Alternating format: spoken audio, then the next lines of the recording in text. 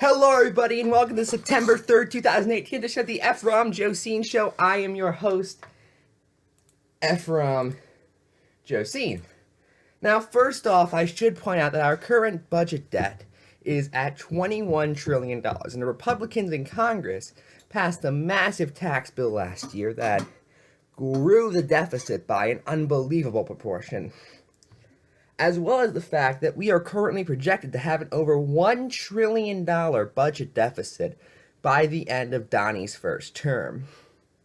And that's ignoring the millions of pork barrel projects, including building infrastructure in Niger so we can get a drone camp going there.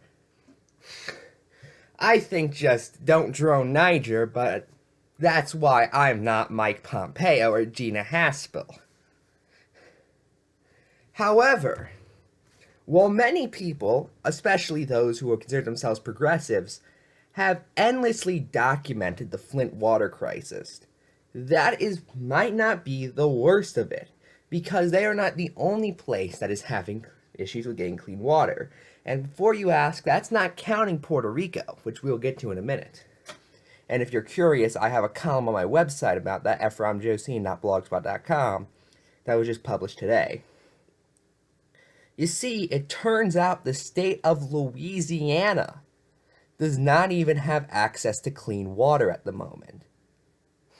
I'd like to remind you, this is still considered a first world nation, but let me just think about this for a second. Just think about this for a second.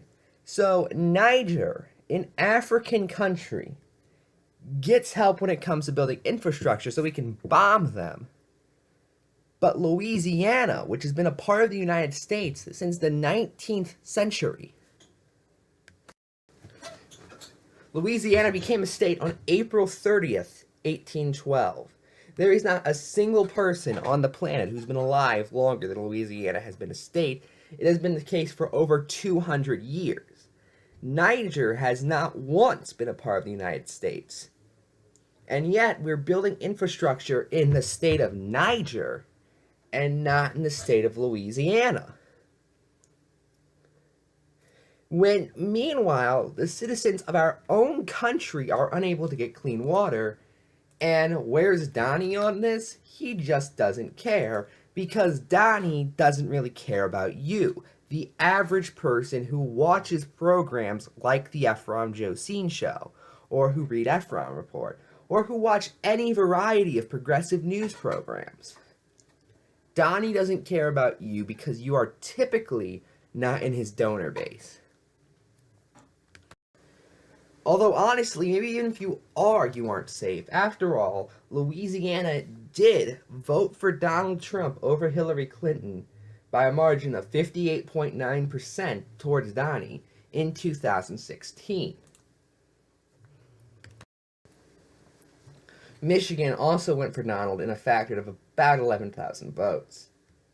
So again, it is not enough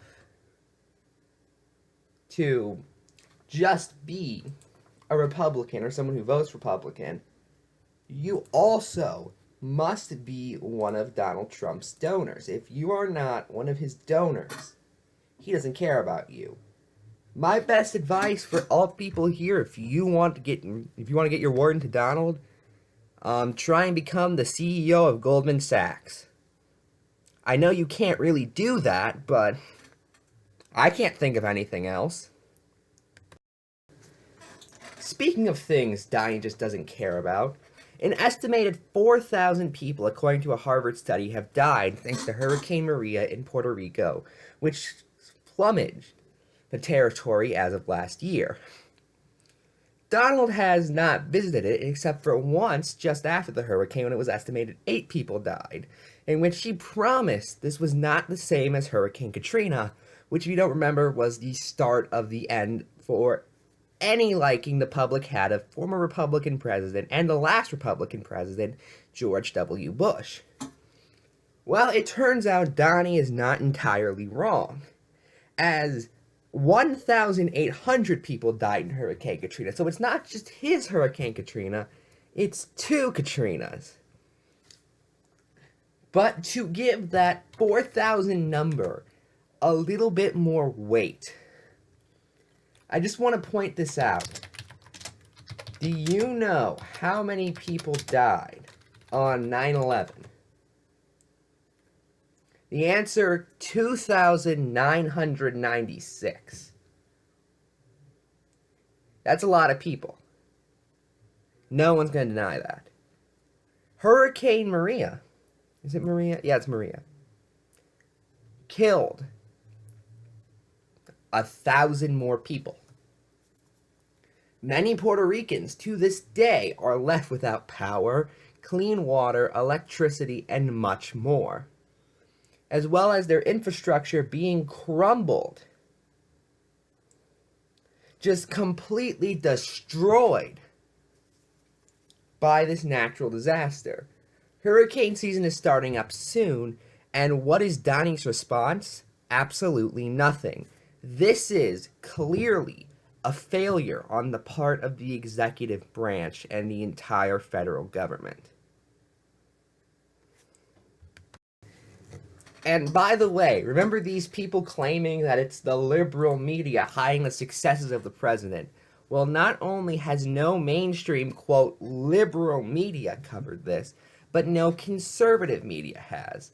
I checked both the Daily Wire and Town Hall, two of the most popular conservative news websites, as well as looked around on Fox, and was unable to find a single article covering the deaths people in Puerto Rico have suffered, and the many, many, many failures on the executive branch part.